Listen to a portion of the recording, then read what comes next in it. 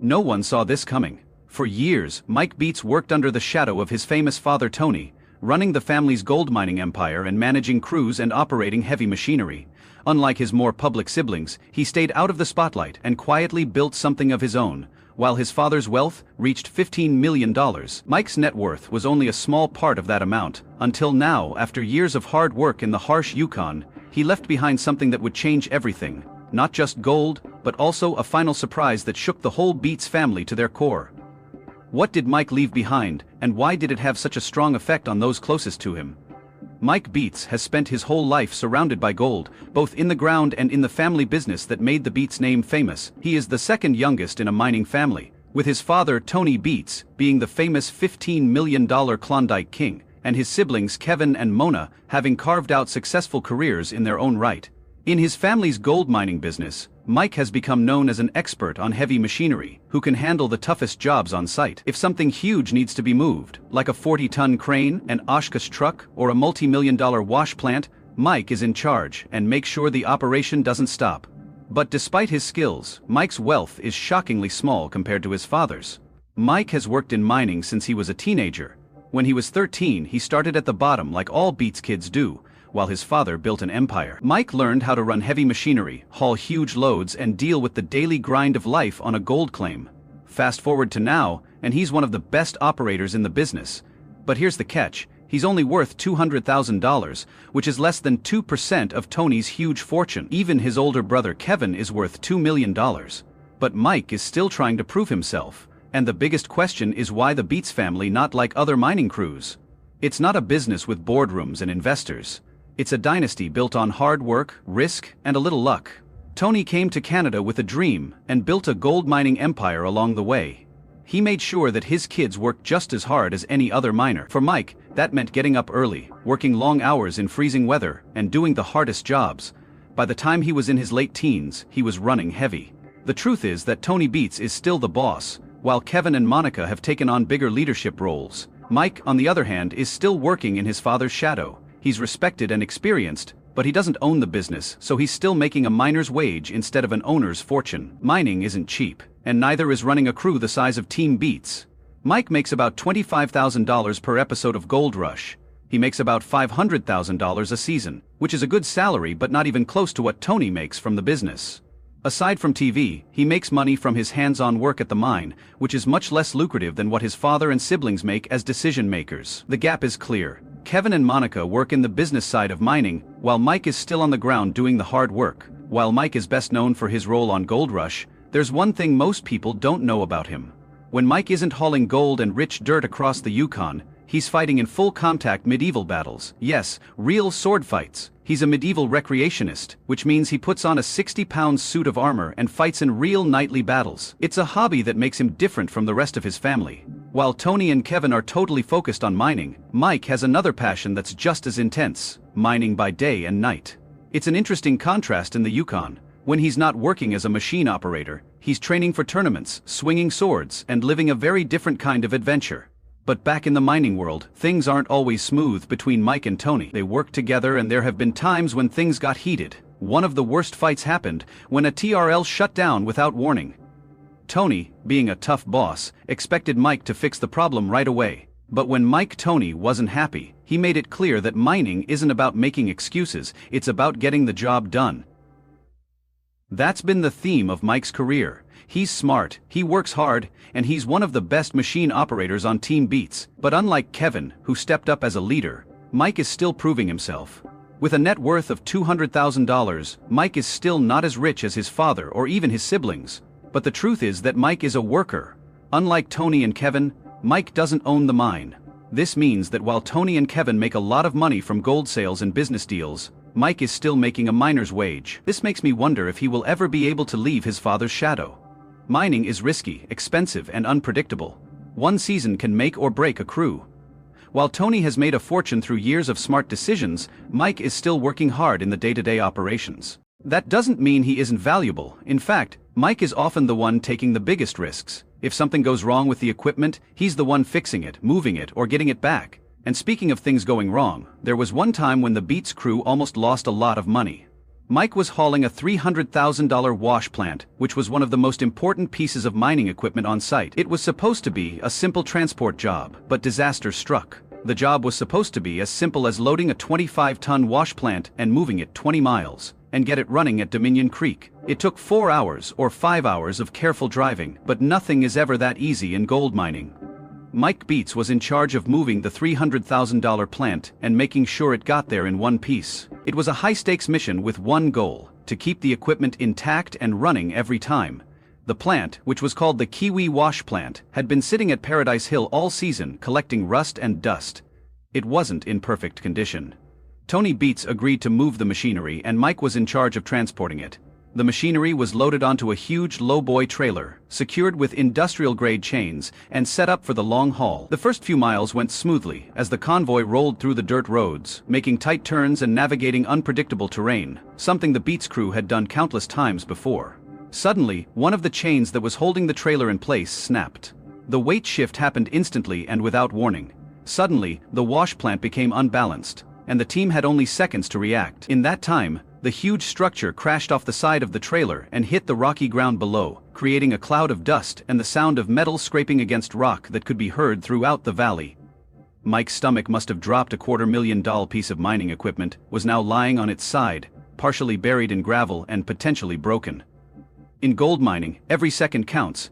If the wash plant doesn't work, there is no gold, and no gold means no profits. This wasn't just about fixing a mistake, it was about saving the season. Tony Beets wasn't going to wait around. He quickly put together a recovery crew with 2 huge front-end loaders, the kind of machines that could lift thousands of pounds without breaking a sweat. Even with their power, this wasn't going to be an easy fix. The plan was simple but risky. Hook chains to the plant lift. Slowly move it back onto its base without damaging it anymore. If they made a mistake, the plant could fall in the wrong direction, breaking important parts or even getting stuck beyond repair. Mike jumped into one of the loaders and took charge of the recovery effort. He knew that if it wasn't done right, they could be facing weeks of delays and hundreds of thousands of dollars in lost gold. The first pull put a lot of stress on the chains, but the plant resisted its weight, deeply embedded in the dirt. But slowly, inch by inch, it started to move. The tension in the air was high. One mistake and the whole structure could fall over, damaging it beyond repair. The loaders changed how they were holding on, making sure the force was even and under control. With one final pull, the wash plant landed back on its base with a heavy thud. There was instant relief. The structure was back upright. But could it still be used? A first inspection showed visible dents, scratches, and some bent support beams, but the main parts, the slows, screens, and shaker, were still in good shape. Against all odds, the plant had survived the fall. There was no time to waste, so the crew quickly reinforced the chains and double-checked every fastening point before trying to transport it again. This time, they moved more slowly and were more careful at every turn and bump, so the trip took twice as long. Finally, after 8 long, hard hours, the Kiwi wash plant arrived at Dominion Creek. The crew unloaded it right away and carefully set it up for immediate use. What could have been a disaster turned into a blessing. Although Mike had been in the business for years, this experience taught him that no job is ever truly routine.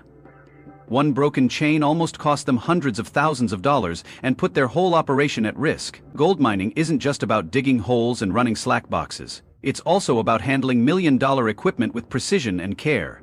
This wasn't the first time Mike had had trouble on the road, transporting gold. Using dangerous terrain with the right gear is one thing, but Mike had to fight off a 15-ton semi-trailer on a steep slope on the road to Indian River, which was notorious for its treacherous conditions, including steep climbs, loose gravel, and unpredictable weather on this trip.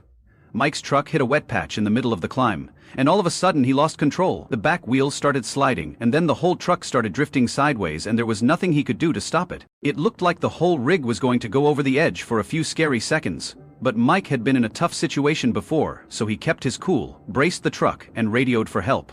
Levon Beets was nearby and rushed in with another vehicle to anchor the truck before it could slide any further. A heavy-duty chain was put on, and with a coordinated pull, they were able to stabilize the semi and get it moving again when they got there. When they finally got to the top, they were clearly relieved. The rest of the trip was mostly downhill, but the battle had already been won. This season had tested Mike in ways that most people couldn't imagine. He had to haul a $300,000 wash plant off a mountainside, fix the damage from a near-catastrophic slide on Hunker Summit, and keep the operation running smoothly. For most people that would be too much to handle, but for Mike, It was just another day in the Yukon. Mike's life is much more mysterious than his father's, who became famous as the loud, no-nonsense leader of the Beets family. Mike doesn't want to share details about his personal life with the public, and he doesn't use social media. This keeps fans guessing about what happens when the cameras stop rolling for someone who has spent years on TV. He has managed to keep his life surprisingly private. There are no public records of a wife, no confirmed relationships, and no visible signs of a past. While his brother Kevin and sister Monica have been more open about their personal lives, Mike keeps his attention on the job, which is how most people know him. Mining isn't just a job for him, it's a way of life that he's had since he was 13. He has worked under Tony's leadership and learned every part of the business from the ground up. While Kevin recently quit to start his own mining operation, Mike has stayed loyal to the family business running Paradise Hill. Over the years, he's become the operation's backbone, showing that he's not just working for Tony, he's also building a career in gold mining for himself. His job is huge, from managing crew members to taking care of multi-million-dollar equipment, and he keeps going even when things go wrong or the weather gets rough in Yukon. But working for Tony Beets isn't easy. His father is one of the most demanding people in the business. There have been times when Mike and his dad didn't agree, but it was always about business. Tony expects results, and when things go wrong, it's up to Mike to fix them. For example, when a TRL unexpectedly shut down, Tony wanted his son to take charge. Mike hesitated, saying that someone had told him it wouldn't move, but Tony wouldn't have it. In his eyes, the job isn't done until the problem is solved, and giving up isn't an option. There is a lot of pressure to work for the Beets family, but Mike has learned how to handle it better than Kevin and Monica. Mike has taken on more of the heavy lifting, while Kevin has moved on to his own claim to prove that he can mine without his father's direct supervision. Monica is in charge of gold cleanup, making sure that every ounce of gold collected is properly weighed and accounted for, while Mike is in charge of the machines, making sure that everything stays moving. Whether it's a 40-ton, he's the one who makes mining possible, whether it's a 25-ton wash plant, a crane, or a semi-truck carrying thousands of pounds of equipment up dangerous Yukon roads. And now that gold prices are at all-time highs, every piece of equipment, every transport job, and every operation he oversees is more valuable than ever. His dedication to the business hasn't gone unnoticed. Even Tony has said that Kevin may have chosen a different path, but he stepped up in a big way. Running Paradise Hill isn't easy, but he's doing it. Mike has kept the mine running smoothly and shown that he is a good leader. He has also been a big part of some of the biggest moves the Beets family has ever made, like moving back to Indian River after 4 years away. That move alone required transporting huge machines over steep, dangerous terrain, which most people wouldn't even try, but Mike saw it as just another challenge to be overcome. The biggest question now is what will happen next. Since Tony is still running the family business, Mike has the experience to do it. He has always loved mining, but he has never been one to seek attention or talk about his long-term goals. If he ever wants to start his own business, he has the knowledge to do so. But for now he has stayed loyal to his father's business, keeping Paradise Hill running and making sure that the Beets family remains one of the most successful mining teams in the Klondike. With everything he has built, it's clear that Mike Beets is more than just a miner. Tony's son, he's a leader in his own right, a skilled operator, and a key figure in one of the most successful gold mine operations in modern history. His future may still be a mystery, but one thing is for sure, he'll do whatever he wants to do next, on his own terms. 2.